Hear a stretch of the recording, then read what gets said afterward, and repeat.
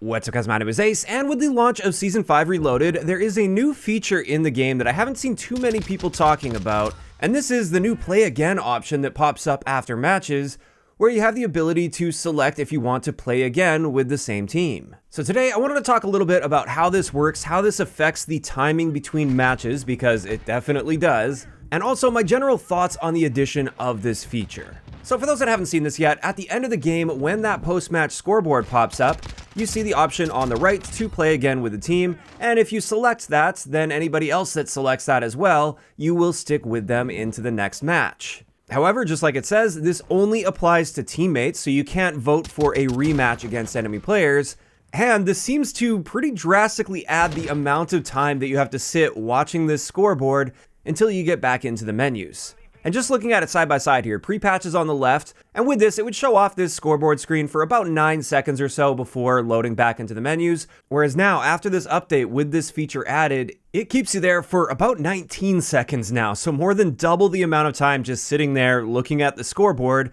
not being able to do anything aside from choose whether or not you want to play with the same team again. And it does bring back some memories of that MVP voting system that we had in Vanguard that was pretty much universally hated in the community, largely because you were just stuck staring at this, waiting for these animations to complete and waiting for this screen to end before you could really engage with the game in any way, like get back into the menu and start editing classes or searching for a different game or whatever you wanted to do.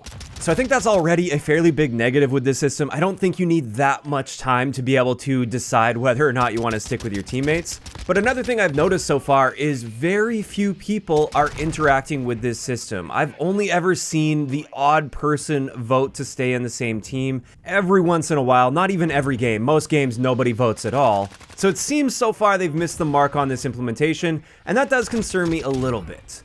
And the reason it concerns me is not necessarily because I wish everybody would always vote to stay on the same team so we can play with the same team over and over again. The reason I'm concerned about this is one of the big complaints in the community, and one of my biggest issues with modern Call of Duty games is the fact that we have disbanding lobbies where you don't have the option to stay with the same lobby and have a rematch against the enemy players, or stick with the players that you were playing with in the previous match. So I believe this implementation is them playing around with the idea of potentially keeping players together.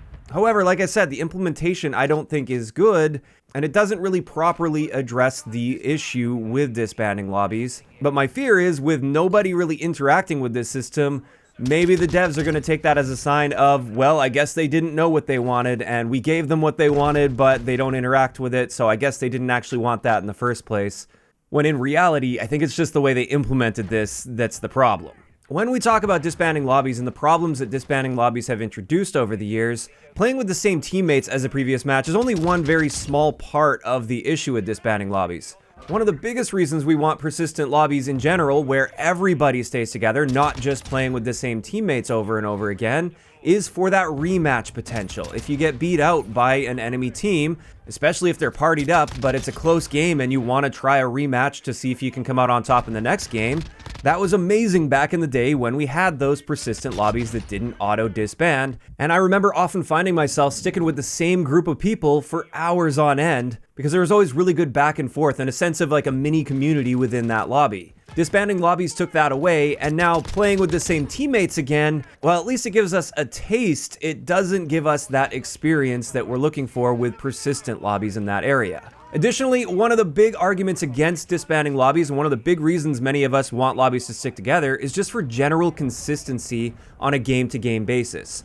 Part of this is connection related. With persistent lobbies, if you're playing with the same group of people on the same server, game after game, it's generally going to feel the same game after game. So once you get into a lobby with a really good connection, you can stick with that and know that as long as you stay in that lobby, you're generally going to have the exact same connection experience. To top that off with inconsistency, we have the current implementation of skill-based matchmaking, or more so engagement-optimized matchmaking system they use, where if you perform really well, disbanding lobbies can pull you out of that lobby and make sure that your next game is going to be a much more difficult matchup, so the system effectively controls your highs and lows and doesn't really allow for that consistency on a game-to-game basis.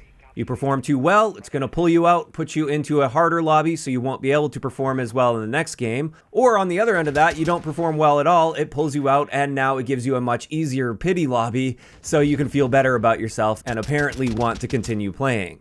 Having this new option to vote to play with the same teammates does nothing to address those issues, and those are the real big issues when it comes to disbanding lobbies. So again, I'm really hoping the devs don't look at the fact that no one's interacting with this and then say to themselves, see, we were right all along, players don't like sticking with the same group. Because this implementation only addresses a tiny portion of the issues with disbanding lobbies. I still strongly feel that by default, lobbies should be sticking together, not just for teammates, but also for enemies. And of course, between games, they can reshuffle things, so maybe the people you were playing with on your team last game can end up against you, or vice versa with the enemies, just to keep things a little bit balanced so you don't have an overly lopsided match every single game you play.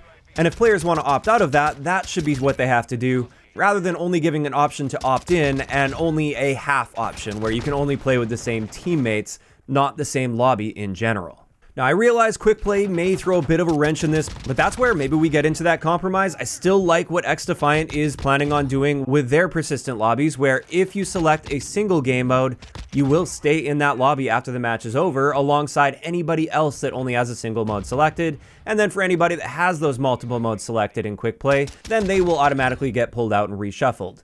With that system, that offers player choice, whereas currently with this system, while we have slightly more choice now after this patch compared to before this patch, like I said, it doesn't really address the core problems. Now, at the same time, while I have been expressing my concerns with this system and how I think the implementation wasn't good, I am happy they've taken this step because this shows some acknowledgement from the developers that there perhaps is some merit to keeping things together from one game to the next, and perhaps this is just the first small step back in the direction of where we want to go. Now again, I'm concerned that they're going to look at the data on this and see that nobody's interacting, and therefore they're just going to scrap it and think that they were right all along and disbanding lobbies is a good thing. But I'm hoping that's not going to be the case, and instead they look at their implementation and see, well, maybe this isn't enough, maybe we need to take it to the next level.